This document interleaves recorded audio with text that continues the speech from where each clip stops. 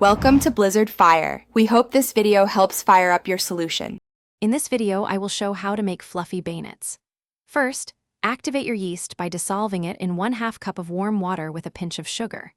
In a separate large bowl, combine 3 cups of all-purpose flour, 1/4 cup of granulated sugar, 1 teaspoon of salt, and 2 large eggs.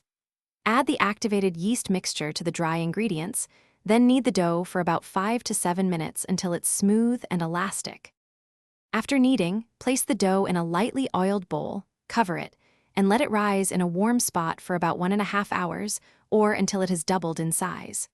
Once risen, gently punch down the dough and roll it out onto a lightly floured surface. Aim for a thickness of approximately 1/4 inch. Then, use a knife or pastry wheel to cut the dough into 2-inch squares or rectangles, ready for frying. Now for the fun part, frying. Heat about 3 inches of vegetable oil in a deep pot or Dutch oven to 350 degrees Fahrenheit. Carefully drop a few baignet pieces into the hot oil, making sure not to overcrowd the pot. Fry them for 1 to 2 minutes per side until they puff up and turn a beautiful golden brown. Remove them with a slotted spoon and place them on a wire rack to drain any excess oil. The final step is simple but essential for that classic baignet experience.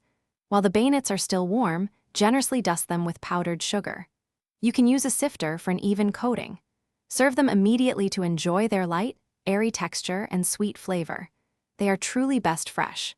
For more great tips and deals, including a link to a fantastic water bottle to keep you hydrated, check out the description below this video. Thanks for watching. If you found this helpful, don't forget to like and subscribe.